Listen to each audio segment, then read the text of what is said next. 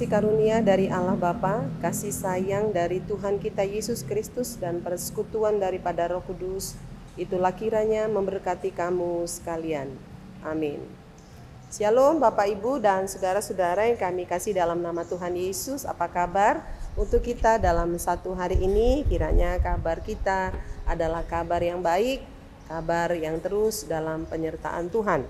Sebelum kita berangkat untuk menyelesaikan segala tugas dan kewajiban kita dalam satu hari ini, marilah kita terlebih dahulu diberangkatkan oleh firman Tuhan yang diambil dari kitab Galatia pasalnya yang ketiga, ayatnya yang ke-26. Demikianlah bunyi firman Tuhan.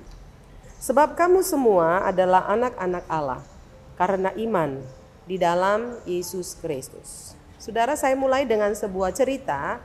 Ada 3 orang anak yang ketika mereka telah letih bermain latu-latu, mereka istirahat di sebuah halaman rumah, maka mereka bertiga membicarakan tentang bapak mereka masing-masing. Yang pertama ada seorang anak artis, dia membicarakan tentang kebanggaannya memiliki seorang bapak yang artis, di mana dia berkata, bapakku hebat, bapakku terkenal di mana-mana, aku bangga kepadanya. Kalau aku dibawa, maka orang semua juga ikut menyalami aku, katanya. Dengan lantang dia bicara dengan temannya yang 2 itu. Saudara, tidak mau kalah juga datang anak seorang dari pejabat. Dia berkata, bapakku seorang pejabat, aku bangga memiliki bapak seperti dia. Bapakku dihormati di mana-mana. Dia punya supir pribadi, dia punya asisten pribadi yang mengangkat tasnya, kemudian yang membukakan pintu mobil baginya, yang membukakan pintu kerja, bahkan yang menyediakan kursi tempat dia untuk bekerja. Saya sangat bangga memiliki bapak seperti dia. Saudara, tinggal 1 anak lagi yang belum memberitahukan anak siapa dia. Dia dengan diam, sejenak dia merenung, dibandingkan dengan 2 temannya, dengan bapaknya. Saudara, dia merasa bahwa tidak sebanding 2 bapak itu dengan bapaknya sendiri. Tetapi tiba-tiba anak yang ketiga ini dia bicara. Dia berkata, aku pun bangga punya bapak seperti seorang pemulung, katanya. Kenapa? Karena bapakku setiap hari, setiap saat hadir bersama-sama dengan aku. Dia bapak yang mengerti keadaanku, dia bapak yang mengasihi aku, dia bapak yang peduli dengan aku, apa kebutuhanku dicukupinya. Saudara, demikian ketiga anak ini yang berusaha untuk menyampaikan isi hatinya, yang begitu bangga memiliki bapa yang hadir bersama-sama dengan mereka. Saudara, firman Tuhan pada kita pada saat ini sebuah pernyataan dari Paulus yang berkata kepada kita, sebab kamu semua adalah anak-anak Allah. Saudara, bagaimana saudara kita disebut sebagai anak-anak Allah? Ini boleh terjadi karena dari Allah sendiri yang mengadopsi kita menjadi anak-anaknya. Kita diangkat menjadi anaknya, menjadi anak-anak Tuhan.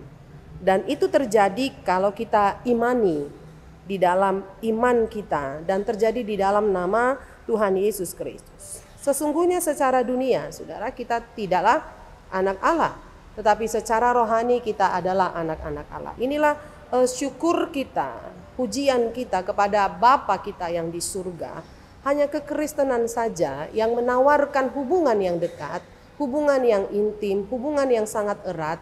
Hubungan kita dengan Tuhan adalah hubungan antara anak dengan Bapa. Sekali lagi, hubungan kita dengan Tuhan adalah hubungan antara anak dengan Bapa. Saudara, betapa tentu bangga kita memiliki Allah seperti Allah pencipta langit dan bumi. Sedangkan seorang anak tadi, dia bangga memiliki bapak seorang artis, seorang pejabat yang terkenal di mana-mana. Apalagi kita, saudara, kalau dikatakan di sini kamu adalah anak-anak Allah, seharusnya kita bangga memiliki identitas baru ini. Kita sebagai anak Bapa, kita sebagai anak raja di atas segala raja, kita sebagai anak Tuhan, pencipta langit dan bumi. Tetapi saudara yang kekasih, di dalam nama Tuhan Yesus Kristus, ketika Tuhan memberikan identitas baru kepada kita, tentu ada hal-hal yang harus kita perhatikan di dalam identitas yang baru ini. Tentu pakaian kita pun yang mau dikenakan kepada kita adalah pakaian baru, pakaian rohani, pakaian seorang anak raja secara rohani, yaitu pakaian-pakaian yang berkenan kepada Tuhan, bukan pakaian yang berisi dengan kekotoran, tetapi pakaian yang bersih. Karena itu melalui ayat ini, dalam identitas yang baru ini, kita yang disebut sebagai anak-anak Allah hendak memberitahukan kepada kita yang pertama bahwasannya ketika kita diangkat menjadi anak Allah, kita adalah bagian dalam kerajaan Allah. Walaupun kita berada di bumi ini, kita adalah warga-warga kerajaan Allah yang berjalan-jalan di bumi ini. Karena itu kita harus menjaga attitude kita menjaga perilaku, menjaga hidup kita supaya hidup kita adalah hidup anak-anak Allah. Hidup warga kerajaan Allah yang sedang bergumul, yang sedang bekerja, yang sedang beridentitas di bumi ini. Yang kedua, saudara, dengan kita menjadi anak Allah tentu ada hubungan yang intim, hubungan yang dekat, di mana kita akan mendapat hak-hak dari Allah, yaitu mendapat perlindungan dari Bapa yang di surga. Bapa bersedia untuk melindungi kita. Karena itu hubungan ini harus terus kita pelihara.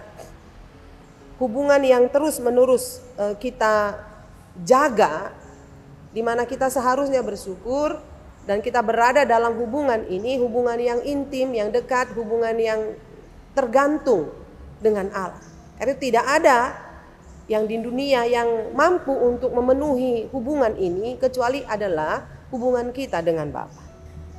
Yang ketiga adalah, saudara, ketika Paulus berkata kamu adalah anak-anak Allah, berarti saudara kita adalah pewaris di dalam kerajaan Allah. Ini sukacita kita, ini kebanggaan kita, bahwasanya Tuhan sudah berikan kerajaannya di dalam kehidupan kita. Karena itu, kalaupun pada zaman ini iblis selalu menegakkan sekat-sekat.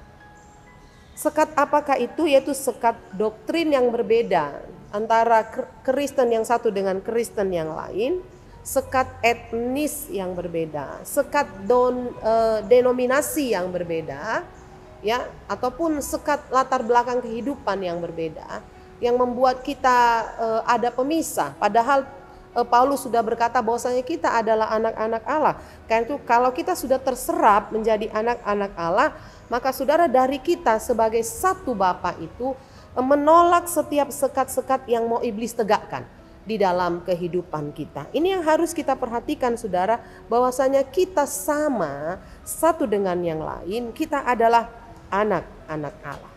Karena itu kita adalah milik Kristus, kita sama-sama milik Kristus, kita sama-sama adalah sebagai anak-anak Allah di bumi ini, sama-sama memperjuangkan hidup, ya, sama-sama memberi diri untuk dipersatukan bersama dengan Tuhan. Karena itu marilah kita jaga perilaku kita sebagai anak Allah. Mari kita jaga hidup kita sebagai anak Allah.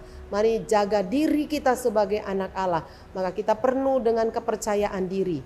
Kepercayaan diri yang datang dari surga. Yang kita tidak perlu takut dan khawatir akan hidup kita. Hidup kita akan dijamin karena kita adalah anaknya. Dan dia adalah Bapa kita. Kita tidak perlu khawatir, saudara, karena kita adalah anaknya. Kita akan dijagai, kita akan dipelihara, kita akan dituntunnya, bukan saja di bumi ini, tetapi untuk hidup yang akan datang. Amin, kita berdoa.